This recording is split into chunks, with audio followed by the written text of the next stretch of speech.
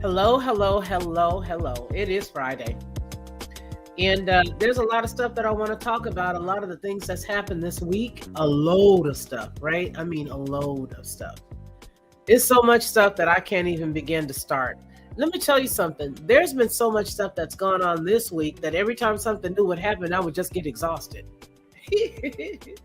I would just absolutely get exhausted. It would exhaust me for everything that happened. What do you guys think about the whole situation with the aviation system falling out, not being able to work? It's 9/11 years ago that this happened, where they were not able to have the planes go, obviously, because of the obvious reasons. And then the next thing you look at, you got the 13th. You got this year. No, this is the 13th, but you got this year. You have January 11th, several years later. And then we are here again with an aviation situation. So when I looked at that and I looked at a few other things that happened, hey, Sandy, hey, Rage. When I look at that and when I look at everything else, it just amazed me because I thought to myself, here we go again. So many strategic things are going on. You know, Ronnie talked to me yesterday. We were chatting and we were talking about a couple of things in the book of Daniel.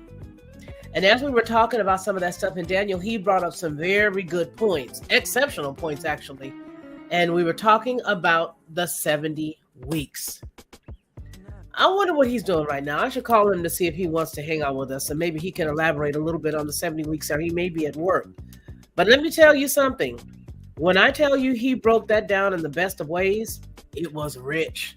It was really, really good. So let me call him right now and see if he's able to come on and talk to us about those 70 weeks. Because, you know, a lot of people have been trying to pinpoint, have been trying to say, oh, no, that's not for it. But that's a time off. It's not coming anytime soon. Let me reach out to him and see if he's able to come on. Because if so, I really want you guys to hear from him. But in the meantime, how is everybody? How have you been? How's it going? I hope everybody is doing well. I really do. Not going to be here that long tonight, just hanging out with you guys. But because it's just Friday, I put a message into him. He heard me chatting. So because it's Friday, I just wanted to say hello to you guys. I don't really have much to give or take away. But I will say that it has been a creepy, creepy week. Now, let me show you some of the things that I have been working on. Maybe I'll just go ahead and share it with you. Some of the stuff that sort of got me a little mixed up here. Not mixed up, but sort of shaken in a way, because some of it is really concerning. Well, let's start with this story. This is something else. This one came from one of our friends of the channel, very good friend of mine, and she sent this to me. This was very creepy. And you know what? Sometimes they put these stories out, and when they put these stories out, they put them out in such a way to where it just prevents us from really being able to. Oh, he said he's handling stuff. He said 70 weeks. I'm handling some stuff at the moment. So hopefully he can come on with us in a minute. But here's what I want to talk to you guys about. This story right here was sent to us out of our viewers' mailbag. Out of the viewers' mailbag. Hit you up shortly. Okay, good. Good. Hold on. Let me tell him good. Hopefully that's good. Yes, we'll be waiting if you can. We'd love to have you. All right, you guys. This story right here. Look at this. So now you may already know this, but we're just chatting, right? We haven't seen each other in a minute. The FDA is no longer requiring that all drugs be tested on animals before human trials. Anybody want to take a wonderful guess as to why they're doing that? Hey, Good Shepherd. Does anybody and their mama want to take a guess as to why they're doing that? Could it be because they had something that happened just recently and all of those animal trials failed? They crashed and burned. And so now what they're doing is they're saying, hey, forget it. It just works, going straight to the humans. And that's all we've got to do is go directly to the humans, right? That's all we have to do. We don't have to do any more. Just go directly to the humans and we'll be okay. That's what it looks like to me. I don't know. You guys let me know what you think, but that's what I'm thinking. I'm thinking that they don't need the humans. Let me give you guys the full screen so that you all can see it. I'm going to make it a little bit bigger and we can read it all along together. But yeah, so the FDA no longer requires all drugs to be tested on animals before human trials. A new U.S. law has eliminated the requirement that drugs in development must undergo testing in animals before being given to human participants. That is amazing. What do you think that's going to mean? I don't know. It says before given to participants in human trials. Animal rights advocates have long pushed for such a move, and some in the pharmaceutical industry have argued that animal testing can be ineffective and expensive. Senator Rand Paul, Republican of Kentucky, who sponsored the FDA Modernization Act 2.0, said in a statement that the new law will help end the needless suffering and animal death and death of animal test subjects, and will get safer, more effective drugs to the market more quickly by cutting the red tape that is not supported by current science, close quote. PETA cheered. They cheered, of course, you know they would. PETA cheered the new law as a radical shift in how new drugs and treatments will be created. Signed by President Biden in December as a part of a larger spending package, the law doesn't ban the testing of new drugs on animals outright. Instead, it simply lifts the requirement that pharmaceutical companies use animals to test new drugs before human trials. Freudian slip. Companies can still test drugs on animals if they choose to. Now, do you think they're going to? Let me come back over here and see this. Do you guys think they're going to remove themselves from it? They don't want to kill the animals. No, just take it directly to the humans. Take it directly to the humans. What's your problem, ladies and gentlemen? What's your problem? Just take it directly to the people. I mean, it's for the people, right? Yeah, it's for the people. All right, just take it directly to the humans. Now, there are a slew of other methods that drug makers employ to assess new medications and treatments, such as computer modeling and or organs on a chip, thumb-sized microchips that can mimic how organs function are affected by pharmaceuticals.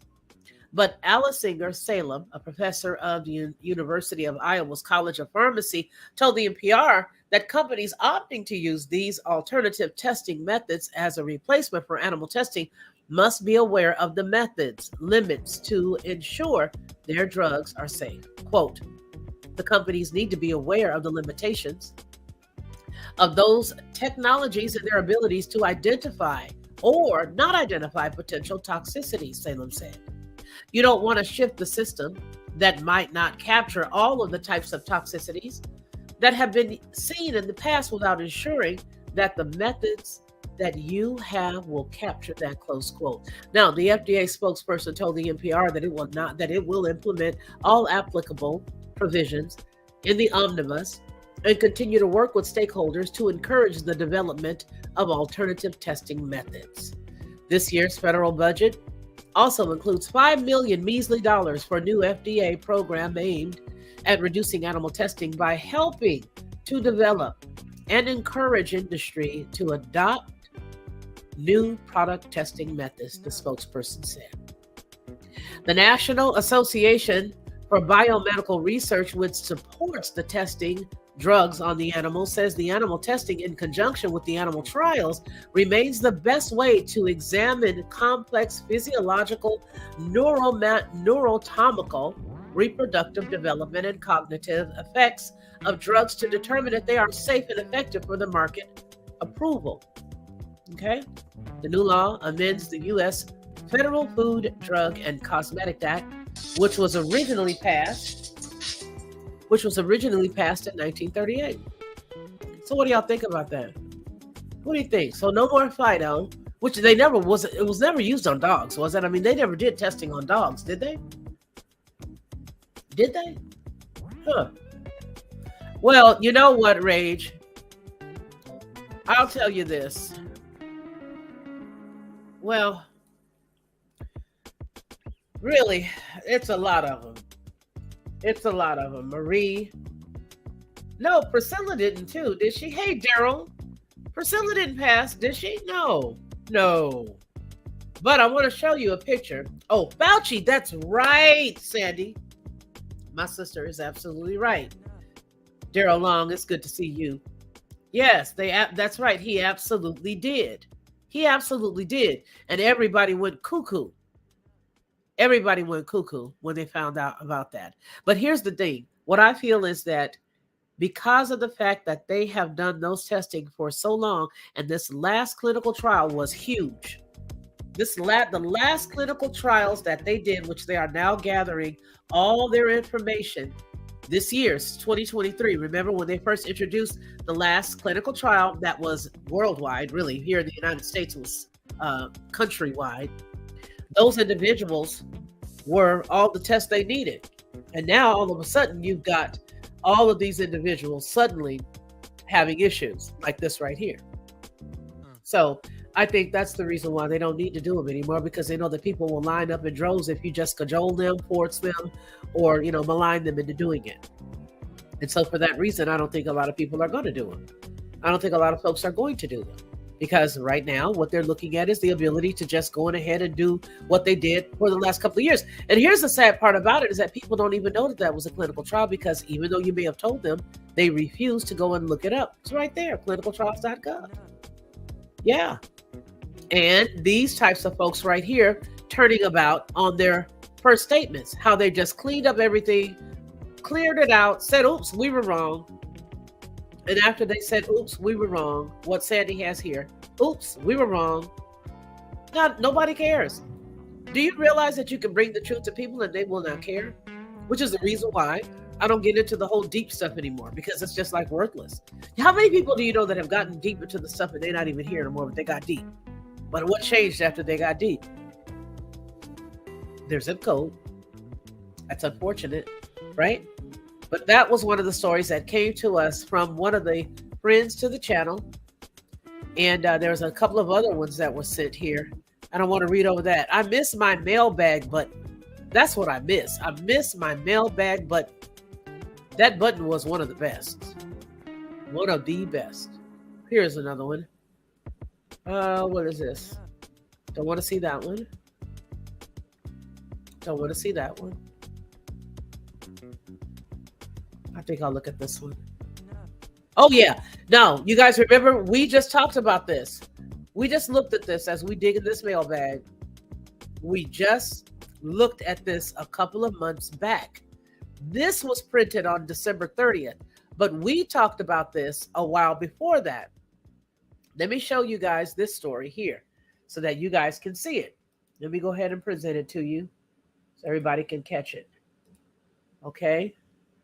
Right here. Remember what we talked about? I think it started in California, but I haven't read this. I read the title when the individual sent it to us, and he hasn't given me the permission to use his name. That's why I didn't use the last lady's name. Okay. But there is, once again, drivers, they say, once again, drivers get screwed by politicians. That's what the article actually says. But let me give this to you guys a little larger so that you can see it. Okay. Let's get into this one. Back in 1998, it says that sci-fi TV series The X-Files aired an episode called The Kill Switch about an AI gone rogue. Told when the internet was still accessed by most using dial-up modems, it was a fascinating tale of technology that run amok. A message about not handling too much of your life over the digital world. Handing too much over to the digital world.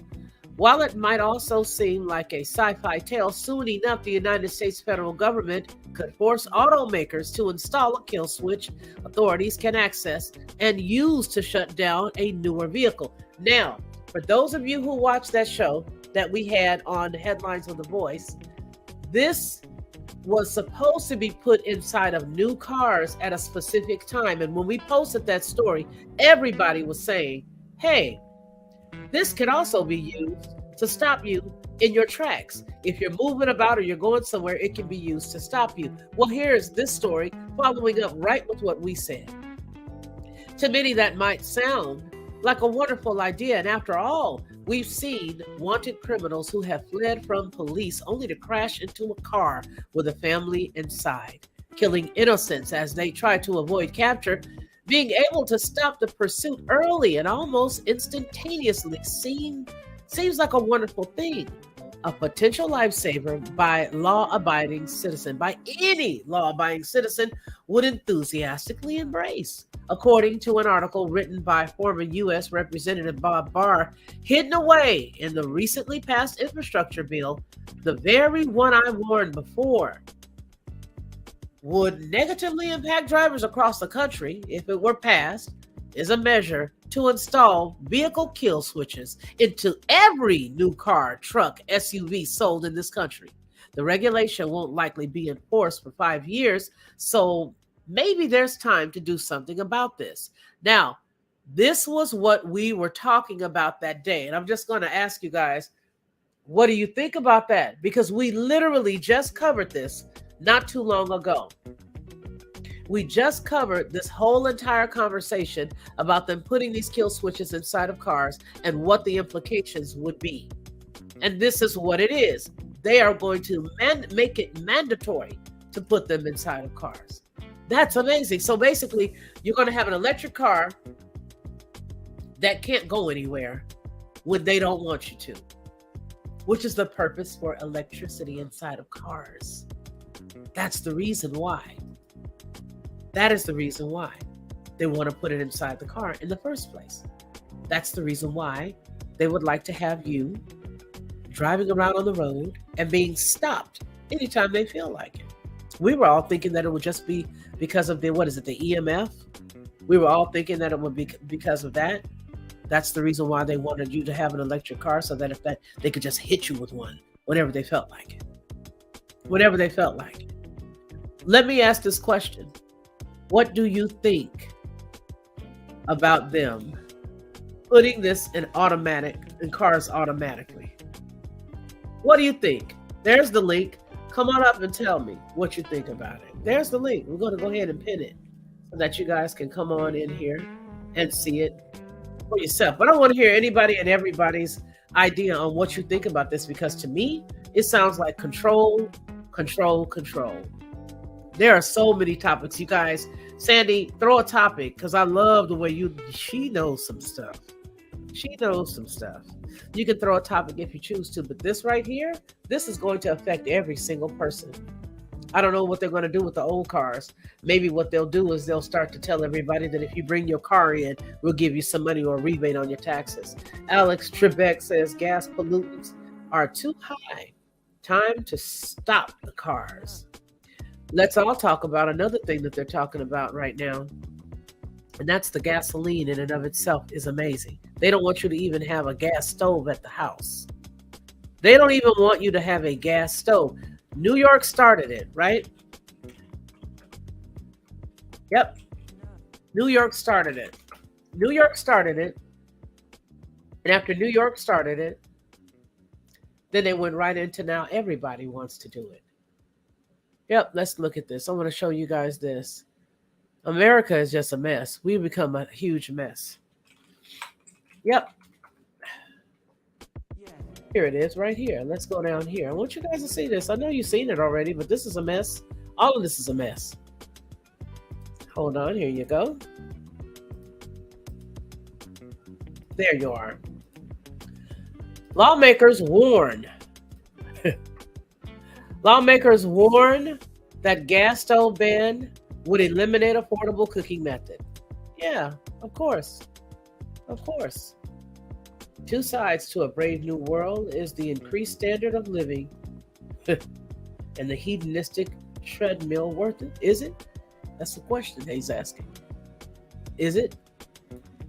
So the lawmakers are concerned that it's going to stop a very easy way to cook in a very inexpensive way. Lawmakers, particularly on the Republican side of the aisle, are continuing to voice their opposition to the idea of a ban on gas stoves. Concerns about gas stove ban has risen after a recent study linked to their use in childhood asthma, and after the United States Consumer Product Safety Commission Commissioner Richard Trumka discussed regulating gas stoves on a recent interview with Bloomberg News. Quote, "This is a hidden hazard," Trumka told Bloomberg, "and all of us was raised on gas stoves, but it's a hazard."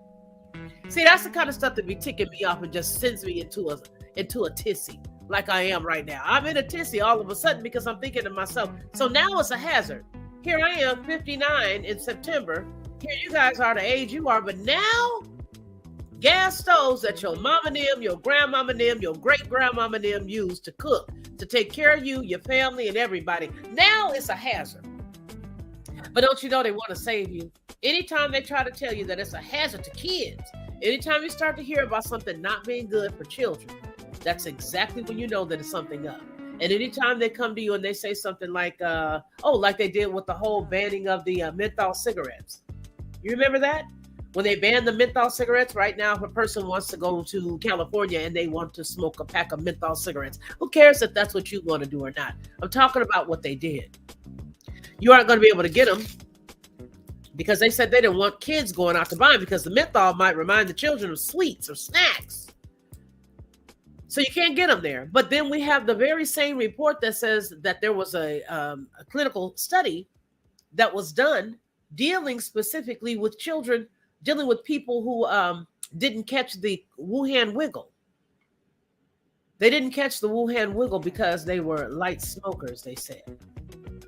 Because they may have smoked 1 or 2 menthol cigarettes per day. Maybe even more than that. But that's what they said, that they were less susceptible to catching it. That's what they said. I didn't say it, it was what they said. So then all of a sudden, what do you find? You find them coming out saying, hey, you can't have this, because if you have this, then that means we're not going to be able to get at you like we want to. Yeah. That's right.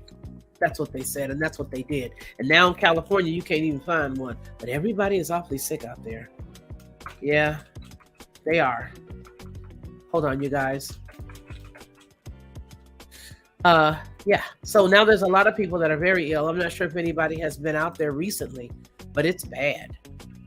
It's really bad. California, there's a lot of sickness going on there. Whole boatload of it. Not just allergies like me and all this other stuff. Not like that. Just standard sickness out there right now. And it's not cool. Hey, Zara B, how are you? Yeah, it's not cool at all.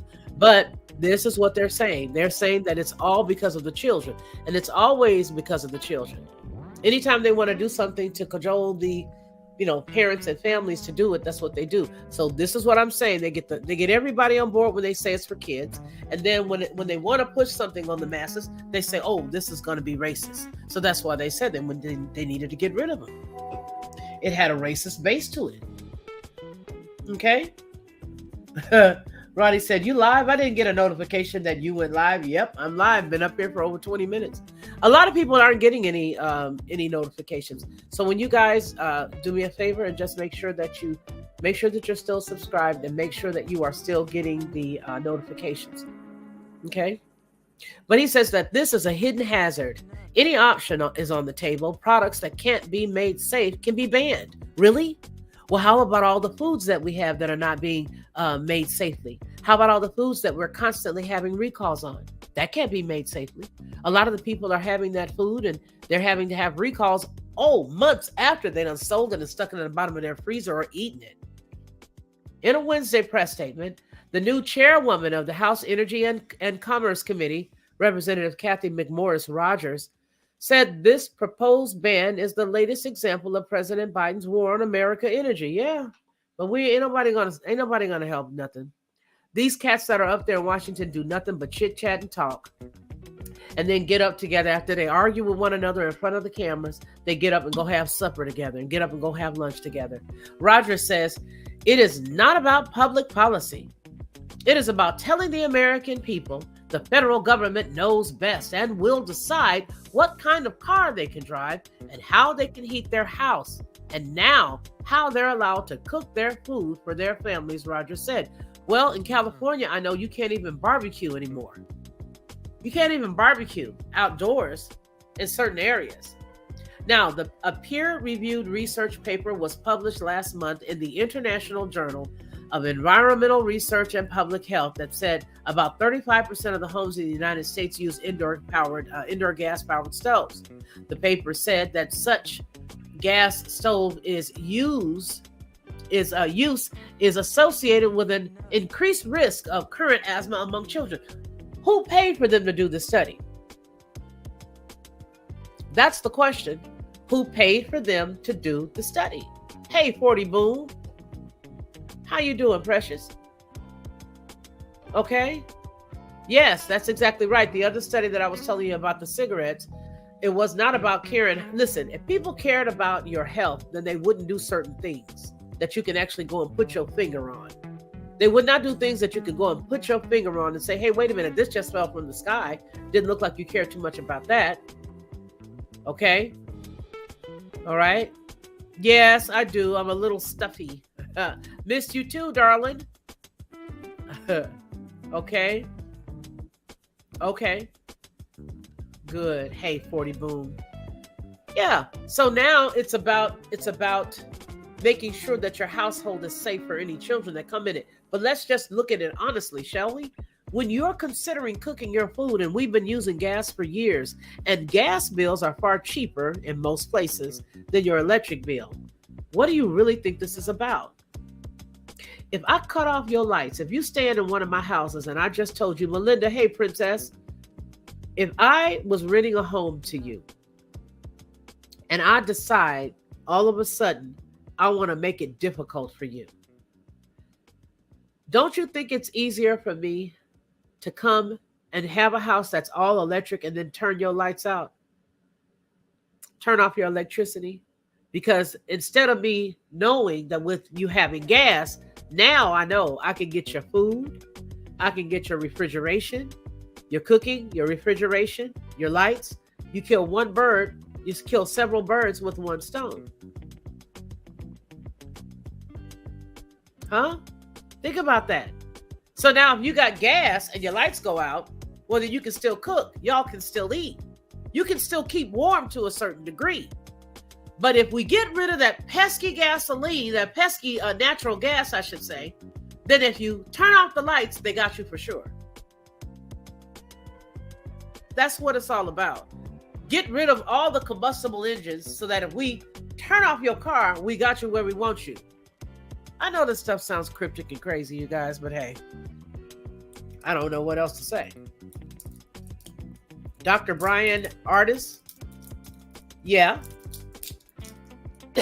Excuse me. And then on one of the other channels, here's Alex Trebek. Hello, Alex Trebek. How are you? I'm doing well, Mrs. Lockhart. How are you?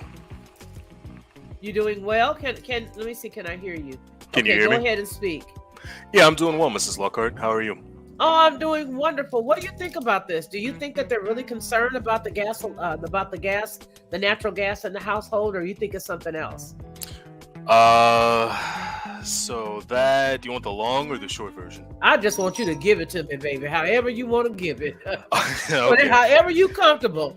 So, I mean, if you look at a lot of the technological development that we've had over the last 40 or 50 years, it's kind of uncertain whether we'll be able to maintain it, right? You have Elon Musk, he's saying with automation, machine learning, AI and stuff like that, that it's kind of far out, but it's kind of not. So that's why our policy here in America has been so pro-immigration, especially when it comes to like H-1Bs, right? Like the majority of people who are earning PhDs or, master's degrees tend to be foreigners. So there's a brain drain, especially on like, Africa, the Far East, stuff like that, where the smartest and brightest come here. So then those countries obviously are going to underperform.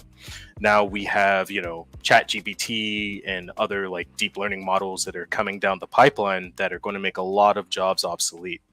So to me, it seems as though with politicians, whenever they're crafting policy, and also the Federation of American Scientists, their job is to do a bunch of different research papers and then give it to Congress, and then Congress decides on policy. They don't know whether or not we'll be able to have more efficiency due to automation, or whether or not we'll need these workers. So to me, it seems as though they're trying to hedge on like both sides of the bet. You know what I mean? And that's why like here in Texas, let's say, you end up seeing like a lot of restaurants going the automation route where workers are getting replaced, right? Even for like highly skilled labor, like lawyers and stuff like that, like their jobs are getting replaced over in New York, right? We have automation to a degree replacing like traffic tickets. So other than governmental capture or regulatory capture and stuff like that, like in regards to maybe divorce court and where there's lawyers and lobbyists and politicians involved, a lot of other industries are going to be automated, so we'll probably need less immigrants. However, we don't know the time frame that's going to happen. So I think they're just trying to hedge their bets. And it's the same thing with energy, right? Like the current administration just talked about having fusion reactors. And then from there, if they end up having fusion reactors, it makes energy, particularly like, petrocarbons, like obsolete. So that's why Saudi Arabia for like the last 5 years has been furiously trying to diversify its assets instead of just worrying about investing in, petroleum and stuff like that. So if we end up going to like molten salt reactors or thorium reactors or more, cleaner nuclear reactors where we can use nuclear waste, not only do we make it invalid that the world should rely on like OPEC plus to include like, Russia, Indonesia, Nigeria, yada, yada, yada, Saudi Arabia, Kuwait, those countries for energy, but then also we can have more fine-tuned top-down control. So then instead of having like random brownouts, we could make it more efficient for energy availability for like the American consumer, right? And for just Western consumers in general. So in my opinion, I don't see it as like malicious, them trying to like phase out things like gas stoves and trying to go more down the line of like automation or let me ask you this. For cars. Let me ask you this. I don't mean to cut you off, but let me ask you this. Do you think that this is practical? Do you think that we have the infrastructure to do this? And what do you think the outcome will be on society at large? Oh, it's going to be worse.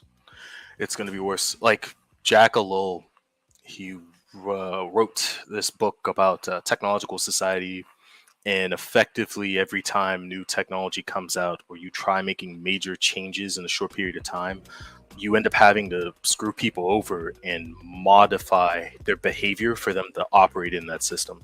So in the long term, I think it's going to be worse, but in the short term, it's going to be better. Especially like if you end up phasing out gas stoves, if we end up having more, fusion reactors or whatever coming down the pipe in like the next 2 to 5 years. Right? Because then you won't have to invest in the retooling whenever the economy is going to be worse. Whenever that happens, you could do it while, you can still afford it, like right now. I like your thought process. I like the fact that, you bring a different conversation to the table. And I love that. I think that's how it should be.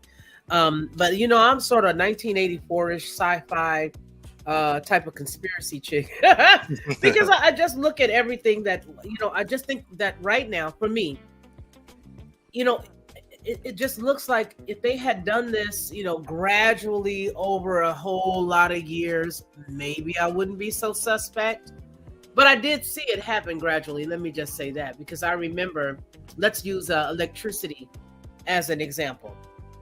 I remember when they switched out the meters for the electric lights for your electricity at your house to the smart meters. I remember that. And then I remember how the house changed, the heat in the house changed. Am I cracking up? Because I sound like I'm cracking up. No. I can hear you fine. So I remember when they did all of that, but do you think that if they had done it over time, or if they had done more research or allowed us to know about any research, we wouldn't have been so hesitant? Because right now I'm hesitant at everything they do, especially this administration. I mean, all of them are of the same cloth. Don't get me wrong. It's just that every time this particular administration says that it's something good for the people, in my Bane voice, I just sort of get concerned. You know what I mean? Yeah, I get what you mean. You know what I mean? It's like, it's for the people. Get rid of the police for the people. You know what I mean? It's creepy.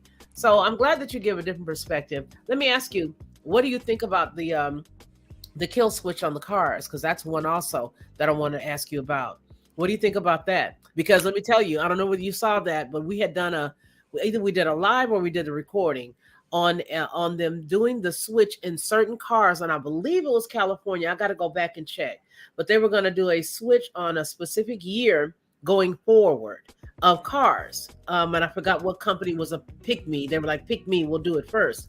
What do you think about that kill switch situation? I mean, do we have that many hit and runs or chase, car chases with the police involved, that we would need something like that? Tell me your thoughts. So my thoughts, to tie this into what you said earlier that I really like, was how you read George Orwell's 1984, right? So I've always been a fan of like A Brave New World, particularly Mustafa Mond, who like had to control a lot of like Europe, right?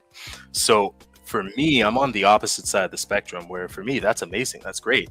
If you have nothing to hide, you have nothing to fear. Like, really? Like, what are you afraid of? What's the worst case scenario in your mind? For me, it's my freedom to go and do what I want to do without anybody bugging me. Yeah, but if your freedom ends up having a negative impact on the ability for the rest of the country to have a higher standard of living, would you be willing to sacrifice, I don't know, being able to like drive over 100 miles on a Saturday, but everybody can have cheap energy, so to speak, and then cars will end up being cheaper? Like, would you take that Faustian bargain?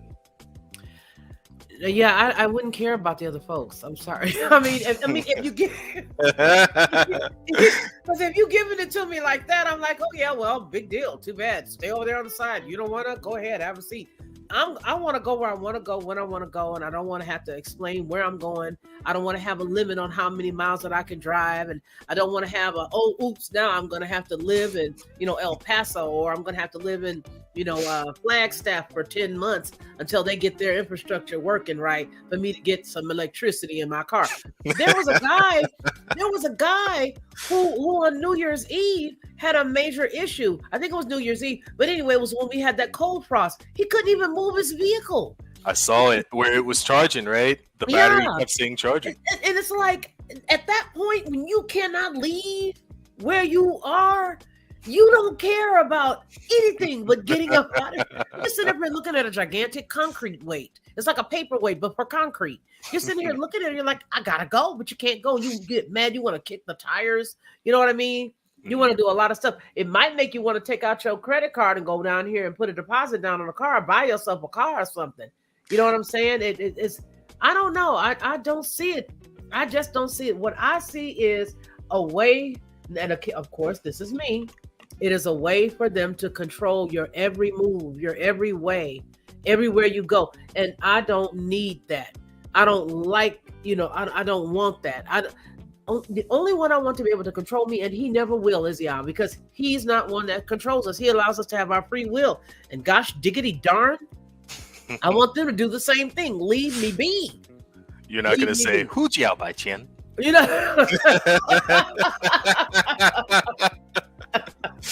Oh. You know what I mean? It's like, I don't know.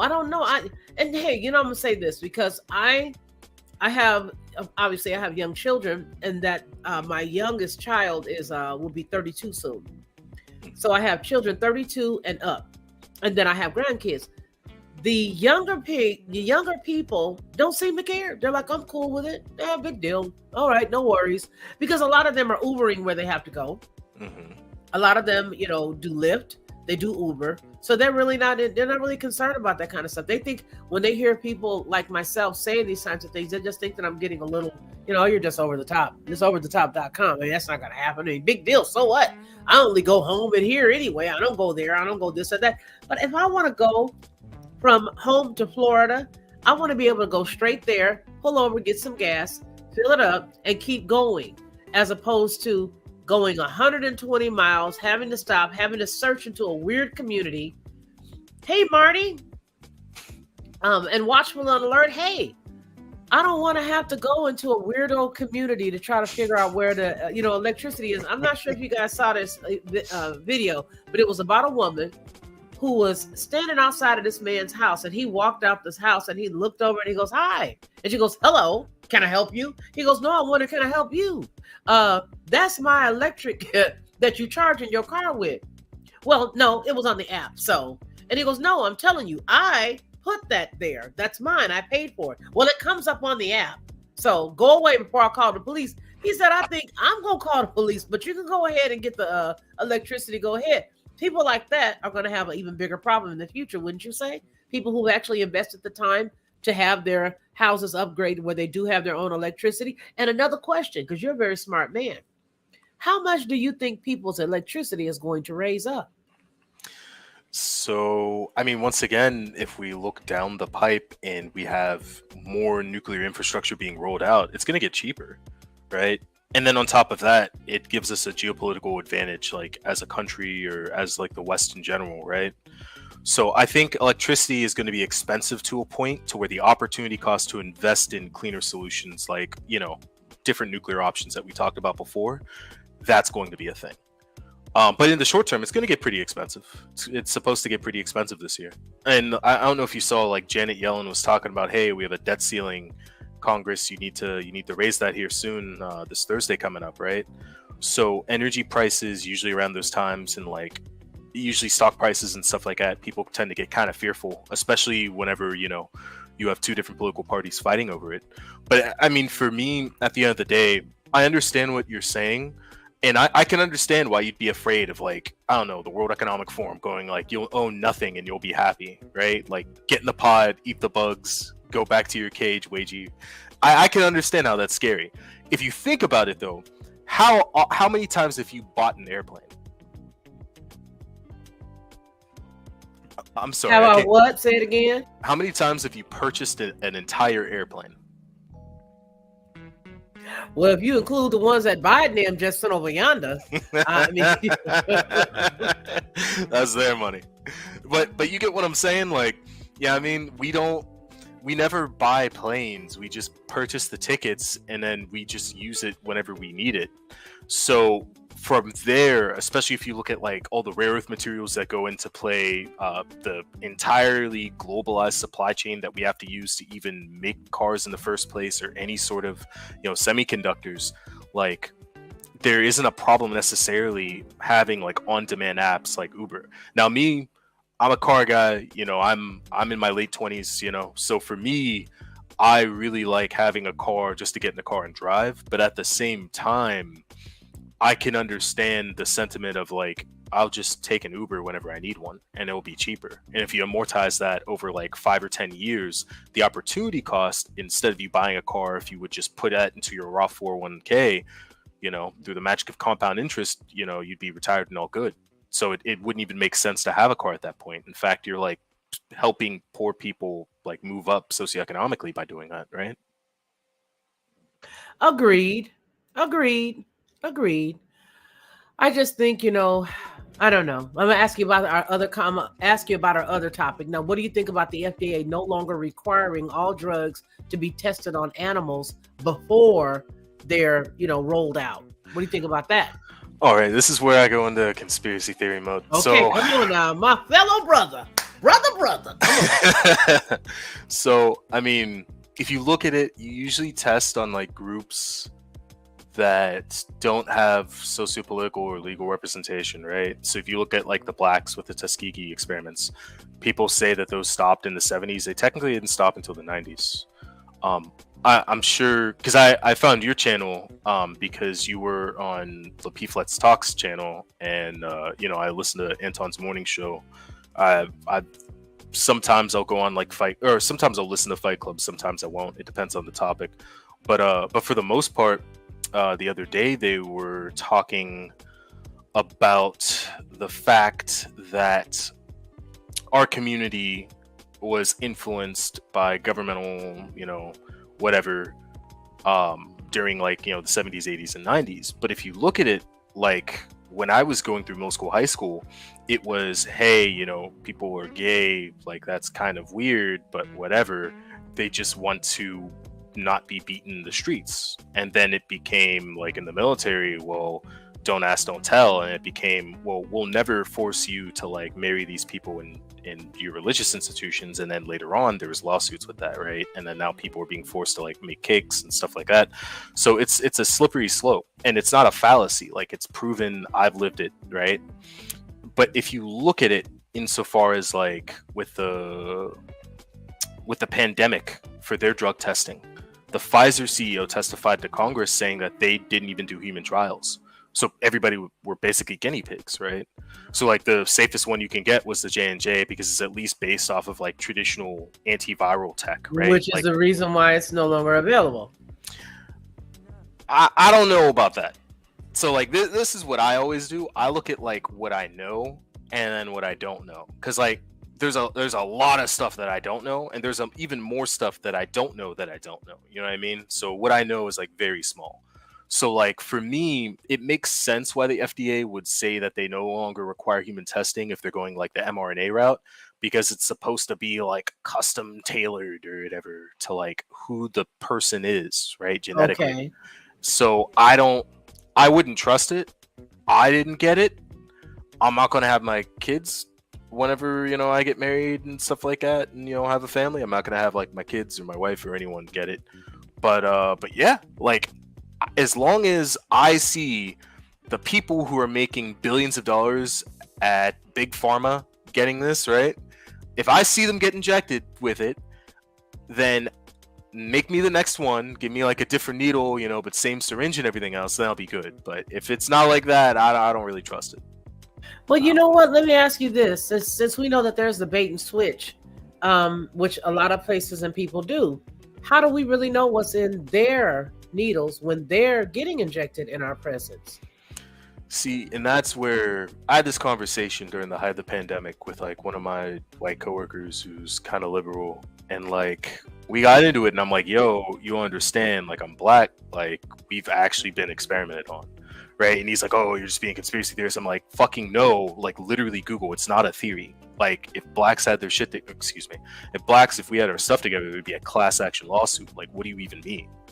So long story short, he looked into it. He's like, yeah, I can understand like your fear about it, but like, look, you've seen like the previous administration get it, you've seen the current administration get it. Like, what are you afraid of? I'm like, bro, I just don't trust those people. I don't actually know what's in it, right? So for me, like, unless it's like the polio or measles and mumps, unless it's like those, right, or like HPV, other than that, I don't do the whole vaccine thing. I don't do flu vaccines. I don't get sick every year. You know what I mean? Okay, so I don't. The whole bait and switch thing, to make it short, I don't know. I so can't I want to play devil's advocate for a moment. Now you mentioned a few, and then you mentioned a few things that have had. And I think you said you're 29, right? I'm in my late 20s. Okay, late 20s. Okay, so now there has. Well, I don't even know if I want to have this topic on on this channel because they like to flip out. But I will just say this: you are aware that there has been several different doctors of renown that have come forward to say X, Y, or Z has been targeting Black male children, and X, Y, or Z has been targeting children, and it's in a protocol or a regimen for all kids, and it's mandatory. Were you aware of that? And I'm using it safely so that my channel doesn't get a nice big, X mark on it. But are you aware? No, if you want to post it in the private chat, though. So I'm going to tell you. Yeah, I'm going to tell you about it in the private chat because it is, it's very concerning.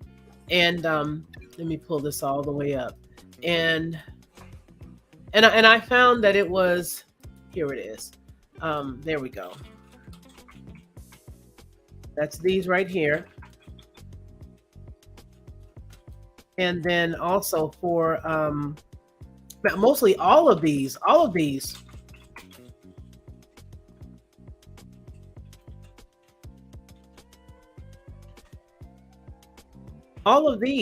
have been linked to everything from, children that, bless their hearts, have autism and some other things. And then they did recalls on this one right here. They did a recall on that one after they pushed everybody to go and do it because it was causing this. Wait, which year? That one right there. Can you see them? Yeah, which year? Oh gosh, I'd have to do my research and pull that for you. But that one right there, they did a recall on the second one because it caused that third word. And they did it, and I thought it was so rude and so evil because what they had done was they had pushed everybody, all the people running and getting their teenagers this and that. Everybody was the young girls and boys at early ages.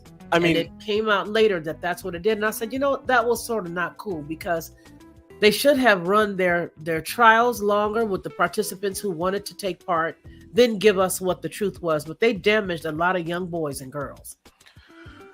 Yeah, it definitely depends on the year, but what I can say that is probably safe for your stream is the CDC talks about the 2013 Gardasil recall. Okay, yeah. Because there was an issue during the manufacturing process. Yeah. Where there are like glass particles. But regarding that other thing, yeah, if you could find that and let me know. There was a black scientist who worked for the CDC who was a whistleblower who you can't find no more. Do you know archive.org?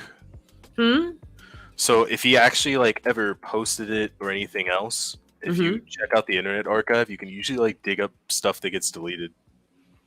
Like with Jeffrey Epstein. Oh yes. Yeah, like all that stuff. Like you can look it up in there. Yeah. Like any website where they take stuff down. This, you see what Melinda has there? Yeah, MMR. What is MMR? They knew about it. So with before it was ever issued, they knew about it.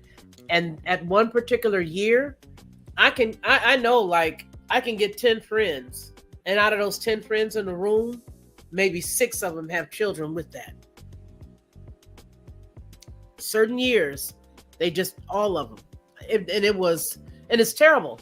It's absolutely awful. It's terrible because everybody now knows somebody with that. Here's my question. I want to ask this question to you as well as those in the chat. Have you ever seen a country that is so rich that we have the sickest people on the planet? Yep. Every commercial that we have that comes on, especially if they catch you in the middle of the day or late at night. If they catch you in the middle of the day or late at night, all you're going to hear is take this. It's going to have this, this, this, and this. And it just may give you this, that. You may grow a tail. You might grow, 18 toenails on one toe. You know what I mean? You might not be able to hear out of one ear. You may grow an extra lip. You hear all of that stuff, right? You get all of that stuff. And yet we are the country that's supposed to be the richest. I don't understand it. And to me, if I was another country, I wouldn't want this country coming into my country telling us nothing about health. When you consider all the fresh fruits and vegetables and the sweet fish and the clean, everything that these other countries used to have. Even the continent of Africa was so rich and lush with so many different things. The rainforest all the way out, in the Amazon, in the Amazonian rainforest. You go out to Australia and you see all the beautiful rainforests that just burn down to the ground. Those are the kinds of things that make me I look a little side-eye when I hear them telling us all these different things. And then I can see the other day, it was a beautiful sky. The other day, about maybe a couple of weeks ago, a few weeks back, beautiful sky. We were standing out looking at how pretty and clear the sky was. And as soon as we said that, we saw something flying across with a long trail. The plane went and there was this long trail. And unlike water or condensation, that long trail sat there for several minutes. And all it did was just got wider and wider and wider. And then it makes me marvel because when I see how we go into other places and tell them what they can't do. Okay, great. I got you. Thank you. I'm gonna look into that. How people can't do stuff, how other countries can't do things because they say it's just harming their people. You're harming your people. You're doing crimes against humanity. We got to come in there and clean you guys up. We got to tell you how to be more like America. Really? Run. They had Libya looking like what? Now what does Libya look like? It used to be beautiful. Now what does it look like? Every time we come in someplace to make them like us, it ends up being a fruit ball show. Just one big gigantic Carmen Miranda hat. You don't know who Carmen Miranda is. You may or you may not. You don't know. You know who that is? One big fruit bowl hat. She used to have all these hats with these big pieces of fruit and she's the Chiquita chick. I know Chiquita chick. So Carmen Miranda with the big hats. It just ends up being that. America has a lot of nerve telling other countries what they should and shouldn't do and how they should and shouldn't handle stuff. And And it does. It makes me a little angry because the question that I asked earlier is, have you ever seen another country? And we're supposed to be the richest country. And here we are, the sickest. The sickest. Marty says, yep, there has been a major explosion of those cases. She remembers back in 1993 when it was 1 in 1,000 boys had it. Now it's like 1 in 40. I think maybe more. You're absolutely right, because we all know somebody who's got a child with it. If you know 10 women or 10 men, you know at least 6 people have a child that has it or know somebody who does. And listen, not to be conspiratorial, a conspiracy theorist. My question is, if it's not a conspiracy that has been hidden, then what is it? How is it that we are the richest and we have the sickest? How is that? Let's play devil's advocate here, though. Go ahead. Flip the script. Flip it. If we look at it, there's a link with later female aged mothers and autism. So because over the last, almost 4 cohorts now of like the last 4 generations of women have been having children at older and older ages, that increases the risk of autism. Right? Like geriatric birth is like 30, 32 years old. Yeah, but doesn't that more so give them the opportunity to have a child with Down syndrome as opposed to autism, for example? I thought autism and Down syndrome were the same. No, they're absolutely different. Absolutely different. There's a test that they can do for amniocentesis to see if the baby will have Down syndrome for a geriatric pregnancy. So a woman over 35 will go ahead and get an amniocentesis. They take a long needle, they put it inside of the womb, and they withdraw the fluid out, and then they test that to see if they have specific cells that will allow that baby to have, that as an issue. So they are 2 different things, because Down syndrome has a different look on the face, as to where somebody with autism can look absolutely normal, but they will have different tics. Some of them do have, depending on which autism they have, some of them do have different facial characteristics, and then some of them will not look you in the eye. That's one of the traits. They won't look at you in the eye when you talk to them. They may have a different emotion on their face. So in other words, if they're happy, their emotion may be sad. Or if you're talking to them about a bad situation or a sad situation, they may be smiling. There are several different traits that go along with that, and there's different types of autism. So no, autism and then the Down syndrome was 2 different things altogether. But usually women who have babies, you are right, over a certain age, they are at risk of having a child with some type of abnormality. I gotcha. Yeah, and I can be wrong about a lot of different things. For me, I'm just well read. That was a great argument, though. That's a very good argument. Yeah, and in a cursory search, the CDC and Scientific America say that for older mothers, it increases likelihood for autism and Down syndrome. But once again, we don't necessarily know which percentage of like these kids who have autism, what percentage of them actually have older mothers. So we can't necessarily like reverse engineer my argument, but that's right. No, you're right.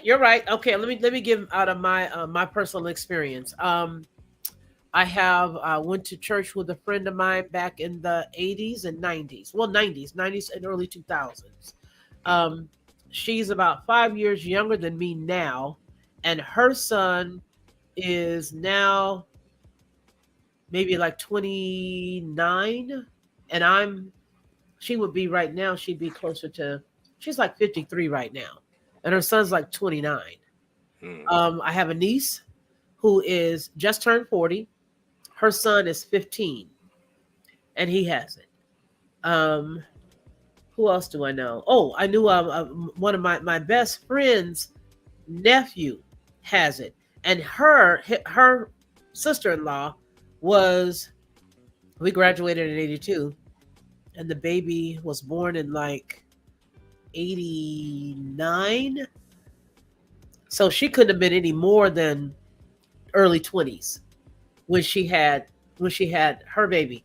So all the people that I have known have been younger. They haven't been the older age. That's not to say that there aren't any older women, who have had children who do have it, because like Marty put the statistics here, it's more like 1 in 40 now.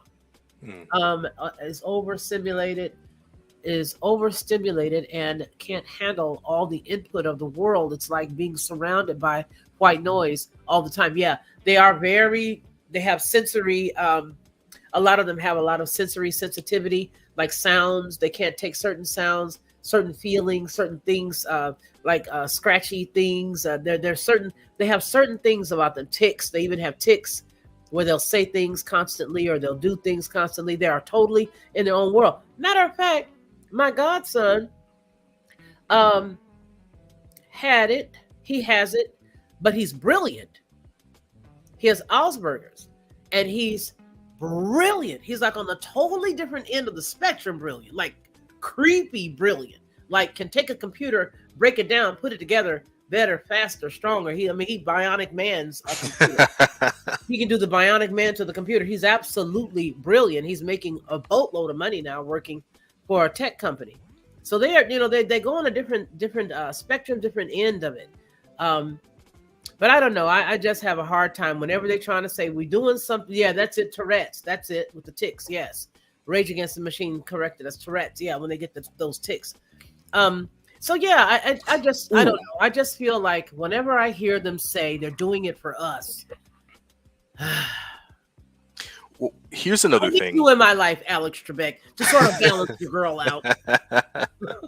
Well, so you actually brought up a really good point, though, especially with like food, right? So thinking about it and doing a quick search now. So, male testosterone has been dropping like year over year. They're saying the show that I did about man, they struck the dog out of that. They struck that show so bad. What happened? Small is that show got struck. The one that we just did about the men taking back their rights or their strength or their whatever. Man, that video is mangled. Y'all, please just go by and thumbs it up. It's got the cover. Marty, they ate that video apart. You hear me? They chewed it up, spit it out, picked it back up like a dog returning to its pablum, and chewed it up and spit it out again. Oh, damn. It was a video that I had done about the guy, The Fifth Element, Chris Tucker. And I talked about how you can juxtapose the men of today to the men that were in that show, as well as Prince, David Bowie, and a few other people. Leif Garrett and a few other people. But it was showing that the male testosterone had been depleting over several years. I covered that as well. Mm-hmm. So going ahead. Go ahead. I want to hear what you got to say. Well, exactly. So like one of the links that they said were like microplastics and vinyl flooring. And then just like doing a 2-second Google search. And like I said, I'm just well read. I'm smart. I'm not the sharpest tool in the shed. But like a 2-second Google search says that there's links for autism and Down syndrome with microplastics and vinyl flooring. So it could also very well be the case that it's something from our environment. Because like this happened with other societies before us too. Like the Romans, they end up using lead-lined flasks, which end up leading to, them dying at an earlier rate and at higher rates and stuff like that. So I think it could be to some degree, like you said, ascribed to like the type of food that we eat and what's in our environment. And you know what? I'm going to tell you something. It does show that when you switch up the eating habits. Oh, wait a minute, you guys. There was, oh, goodness gracious. Do I want to talk about that right now? Or do I want to just bring it to you guys? I just had a story, and it was talking about the animals. I know you may have seen this. Frank is in the chat. Hold on.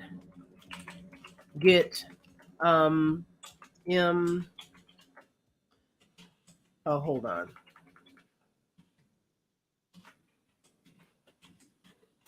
Okay, let me see here. The important role of animal research for the flu vaccine, yada yada. Animal trials. Who's African mRNA hub to begin an animal trial? Da da da. Bailey. They were giving it to cattle. Let me show you here, cattle. And when I show you this, CA. Okay. Field study, bovine enriched. The cattle tested were Holstein. A vaccination group consisted of 150 animals. Okay, wow. This was in 2002? Wait. What happened? Wait, really? Can you share with the rest of the class? Yeah, a field study of bovine coronavirus vaccine enriched with. Hold on. Let me give this to you guys. Oh, whoa. Did you just say, "Oh, whoa"? Whoa. Woo, woo. Oh, wowzy, woo, woo. Field study of bovine coronavirus vaccine enriched. Wow. With hemagglutinin antigen. Don't know what that word is, but I know hema is blood. For Hemagglutinating winter antigen. dysentery in cows. What in the This was in world? 2002? What is this supposed to do? Well, let's see. The abstract is a field study of a vaccine prepared by solubilizing cells infected with bovine coronavirus, Trenton X100, and mixing it with an oil adjuvant was performed at 9 farms over 4 prefectures. Now, this is not the story that I was looking for, but upon looking, I find this amazing. Oh, I'm sorry, real quick. Can you scroll down to the conclusion? Because for like research papers like this, they use Oh, you got to get down to the bottom. Yeah, you gotta read these Good part. backwards. Because like they always put in the bullshit at the beginning, excuse my French. Yeah, I always do, right? Yeah. Okay. And then once you go to conclusion, they'll tell you whether or not like whatever tests were successful. Maybe this is conclusion. The effective rate of the vaccine. Yep. Scroll up. Was that it? Yeah, this is the conclusion. Okay, scroll down.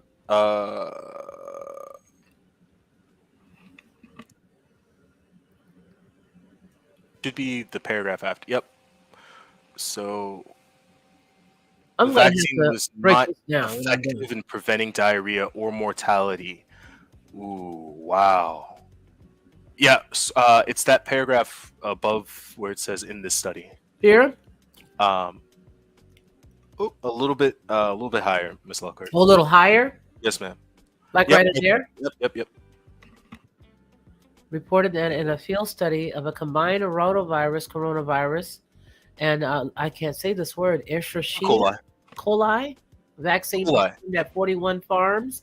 The vaccine was not effective in preventing diarrhea or mortality in calves.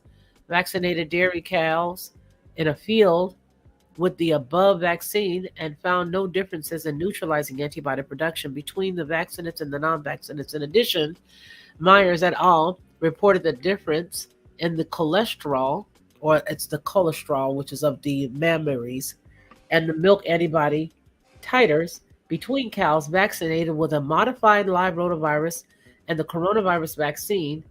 Non-vaccinated cows were not significant. In contrast to these studies, Thurber et al. 15, which is I guess down there in the footnotes, showed that continuous vaccination of newborn calves with a modified live coronavirus and rail virus vaccines substantially reduced diarrhea associated with these agents. There is controversy as to whether these vaccines are useful for preventing disease. An in vitro method to assess efficacy of the vaccine is necessary. Now, let me go back up here because I'm going to read this when I'm done and break this on down, because this was done in 2002 for a reason. And I want to find out if they use any of this. Now, this comes from the National Library of Medicine. The NIH is National Library of Medicine. PubMed Central. So you guys can go there. But I do want to go back because I want to see the story that I'm looking for. Because there's allegedly, and I'm going to say allegedly right now because I don't have it to prove it. But there is allegedly a situation where they said that they were given the vaccine and that they were reproducing the food for humans. So I have to see that, hey, Poppy Blanco, I'm doing well, kind sir. How are you? So I've got to read through it before I can, even say anything. But I did see it, and I thought to myself, wow, I gotta go through it. No worries. False claim about the vaccine deaths in Australia. They got this poor thing. Boy, partly false claim, cattle vaccine. Here it is. There it is. So basically, This is a Reuters story. This is part of it because the newer one.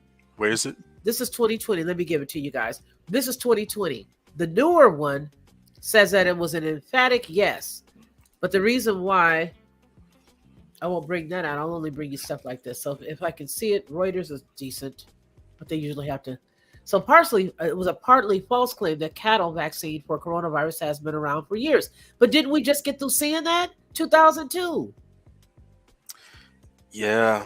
Yeah, so that's the thing that's weird about a lot of the pandemic stuff is because coronavirus is technically a really common family of virus. Oh, yeah, that's cool. And there's a lot of like big pharma, like not big pharma and big agriculture, I guess you'd say, have like a vested interest in like protecting livestock from coronaviruses. So like with the Chinese, they rely heavily on like pig harvests, right? Yeah. And the problem is that they keep dying due to like swine fever and stuff like that, which are Right. basically like a subset of coronavirus. Right. So they've been like, whoever can find like a vaccine for, cattle and pigs and stuff like that, they can make billions of dollars from it. Yeah. Yeah. Yeah. And then, you know what?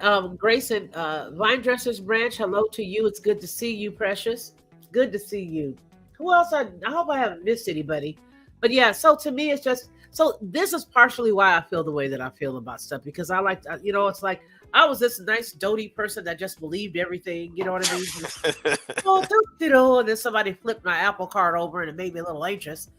And then after the Apple Card got, flipped over a couple of 2 or 3 times, then I was like, just keep it on the floor. I don't care. I don't want it anymore. You can eat the apples. And that's how I feel now. I'm like, I don't even trust y'all no more. I don't trust you for nothing. But I just think that that's just the way it is. But you know what? Can I ask you a question? Yeah, go right ahead. What do you think of the fact that Fauci, the person who's supposed to audit him, is literally his wife?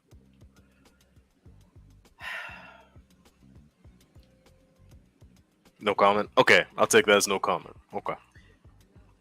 They don't want me. You don't want me to get started. See, you know what? I'm going to tell you something. I'm a smart cookie. Because all the stuff that I do know, I can't let it out. Because I have such a very strong opinion of it. I like to see tomorrow. And we're dealing with a very nefarious group of humans or subhumans or non-humans. And because of that, I don't get in a playground and play too much. I play just a tad bit and say what I need to say and I get on. But certain things will never be investigated. Certain things will never be shared as I want to say what is the term when something is not conducive? It should not be done. It's a conflict of interest, in other words. That is a huge conflict. Mm-hmm. A huge conflict of interest. Not only is it a huge conflict of interest, it's just flat out wrong. And that's all I'm going to say about that. But there are a lot of things that are being done right now. For example, this is something that was just in the news just recently. The whole deal with Trump having these papers at Mar-a-Lago. Well, everybody was like, just go get a rope. There's no need to have a conversation. If we could impeach him a third time, we would. Just go get a rope. But then, old Sleuthfoot Joe, they just found all of these documents. And now what? Now what is it? He had so much to say. His camp had so much to say. But now what is it? All of a sudden now what they're going to do is they're going to have a big meeting. They're going to go get themselves a special court, basically, special counsel. We're going to do all this. We're going to do all that. But what? Save the money. You're not going to do anything but fund all the money elsewhere anyhow. Save it. Leave the money alone. Leave the people alone. Don't waste our time. We already know nothing is going to happen. So as far as I'm concerned, go ahead and do your dirt and quit coming to us, telling us, oh, look, we found this, and we're going to say this, and we're going to do this and that. And at the end of it, all you're going to do is come out and say, well, there was no finding. No findings that showed that he meant any of this. He did it by accident. He didn't even know that there were documents planted or put in 4 different locations that he once frequented. He didn't know. He didn't know that it was illegal. Now, that'll be, $10 million later of the taxpayers' dollars. But to me, all of these things that we even find out about is just for us to, it's like get your popcorn and sit down and watch it. I'd rather watch Urkel repeats. Yeah, I feel you on that. I'd rather watch Urkel. I'm surprised they didn't say Russia planted them at his place. That's when Rage Against the Machine. Huge conflict of interest, right? With the Fuquas. Yeah, Yeah, the it Fuquas. seems like it kind of. Yeah, it Yeah, is. That is a conflict of interest. but to be not fair, but I guess like devil's advocate, more or less, like we're kind of distracted by these large politicians instead of what we actually control on a local level, right? Like you had a bunch, well, not America had a bunch of a bunch of parents who protested the National School Board Association for saying, "Yo, why are you teaching my 1-year-old the ABCs of LGBT?" Like it's actually a book. You can look it up. Like tons of people are posting on social media about it, right? And they're like, "Look, my 1-year-old does not need to learn about sexuality." So whenever they went to go protest the National School Board Association, the president of it ended up telling the FBI, like, "Yo, I think these guys are domestic terrorists." So they ended up getting put on a watch list, and it took half of the country's political party to basically get them removed off that watch list. So my issue is that every time Americans like have the option, they kind of fumble the ball, right? Because instead of actually seizing power and going like, "Hey, look, okay, we got removed off this watch list that we shouldn't have been on in the first place. Now the National School Board Association president needs to be fired, and you need to make that position an elected position where only net taxpayers whose children are going to these region schools can actually vote for it," right? But instead, they just left that position as an unelected position. So then it's just going to happen again, worse and worse, and they keep on pushing the line. And you see the same thing that has been happening with like Title VIII on university campuses with like false rape allegations. You see the same thing with like the military, don't ask, don't tell. Like they'll just keep pushing the line. So you have to make some positions elected instead of just unelected year over year. And then if they're unelected, they're just going to do whatever they want. And that's way more important than like who's the president, in my opinion.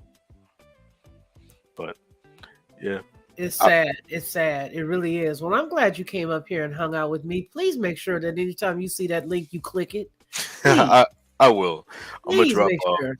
I'm gonna go ahead and drop off too, because it's already an hour and 17 minutes, and I'm about to go take me some tea.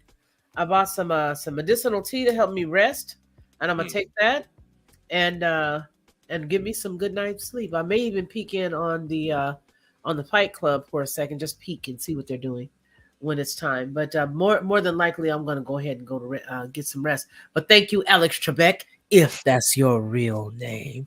When you want to come back, come on back. Anytime you see that link, you hop on. You hear me? You make sure. I got you, Mr. Trebek. All right. Okay, we'll talk to you soon. Bye-bye. All right, you guys, we're out of here. I love each and every one of you guys. I want you to remember what we always say here on any of the Felicia Lockhart publications, and that is that man shall not live by bread alone, but by every word that proceeds out of the mouth of the Most High. You guys take care of yourselves, and then you can turn around and take care of somebody else. Now, I want you to make sure that until you and I see one another again, you continue to be blessed, okay? Bye-bye.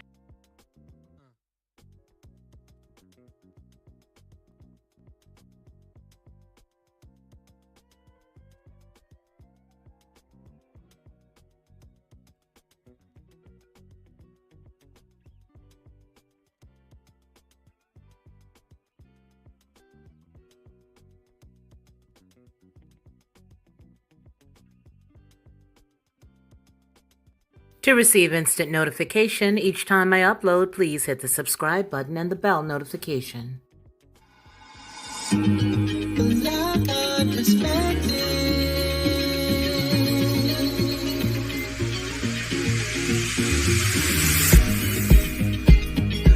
Helping you